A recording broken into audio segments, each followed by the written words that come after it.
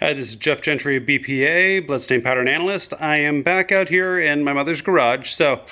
Previously I went through and showed all the different areas that I believe are blood.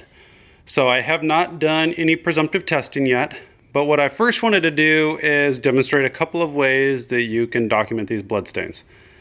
So initially they weren't real obvious on the wall, and a lot of bloodstains sometimes aren't. Sometimes there's cleanup or they've been there a while, and sometimes they just don't look like blood. So you want to be able to easily, in your photographs, identify where these blood stains are. So what I've done is with big letters, I've identified what each little different area is that I think are blood stains, and they may be or may not be. We will find out.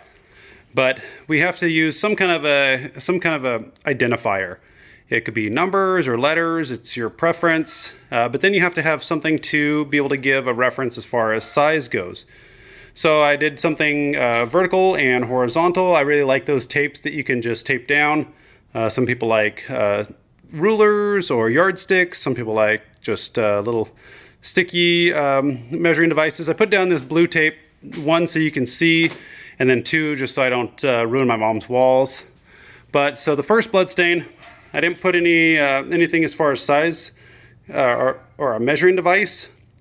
So I would want to, if that is really a blood stain, to put a measuring device, vertical and horizontal. But from your overall photos, you can get an approximate. It's a couple inches long.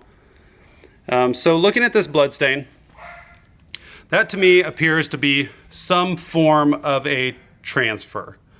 So there's nothing to indicate any flows. It doesn't appear to be a drip stain. So it's got to be some form of blood transfer. There's got to be blood on a object that's transferred to this clean surface. There's nothing really obvious that gives you any form of directionality with some transfers, like a wipe pattern or a swipe pattern. You can tell what direction it's traveling. We'll talk about that more in the future. Going down a little further, these two also appear to be some form of transfer. Again, the blood looks really old, so it's very dark and discolored. This one, it could have been a drip stain with some element of flow to it, but it's really hard to tell, so just being conservative, I'm going to call it a transfer. But again, as an analyst, you want to play it safe, and you don't want to overcall something, so if you just don't know, you can just call it a blood stain. That's always an option. So going down, these ones are really interesting. So I've got my flashlight here just for a little more light. I'll try not to white it out too much.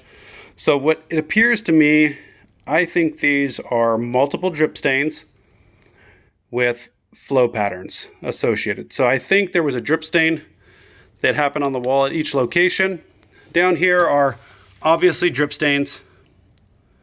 They weren't large enough volume to create flows, but there were multiple areas where the drip stains accumulated and enough blood was there for it to flow down the surface. And again, a flow, we've talked about those in previous videos, but those are when blood goes down a surface with the force of gravity. So these are on a vertical wall or vertical door, and so the blood is flowing down the surface with the force of gravity.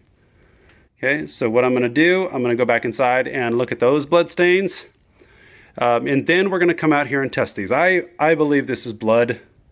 I could be wrong, but that's why we've got the presumptive test. Okay, so going back inside. Okay, there's a little better lighting in here. Okay, we've done the same thing here.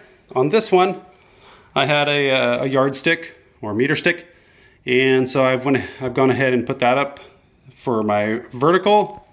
For my horizontal measurements, I've got some sticky tape. That one's I believe 1 foot sticky tape, and it's not sticking to the wall very good. I like duct tape because that sticks to just about anything. So this one's going to be number D or letter D. This one, it may or may not be blood. It looks kind of dirty. Again, this is probably some form of transfer if it is blood, but you know, at the end of the day, you can just call it blood stains if you're not sure. This one here, this appears to be, if it is blood, very dark and older. You can tell from the measuring device that it's about about a centimeter, about 10 millimeters horizontal, and then about the same vertical. And I don't know if this one's blood yet. If it is, it's probably a drip stain or possibly even a transfer.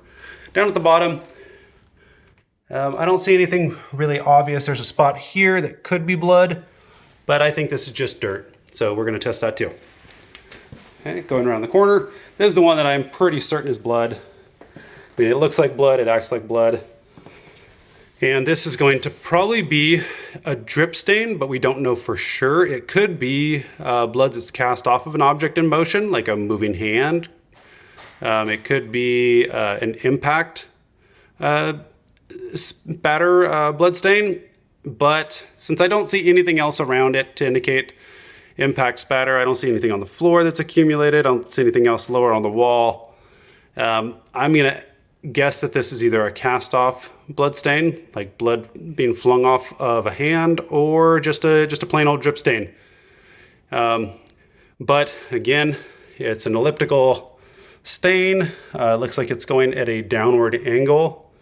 So either way, I would just, since I don't know for sure what it is, I'm going to call this just an elliptical blood stain. And we will test this to make sure.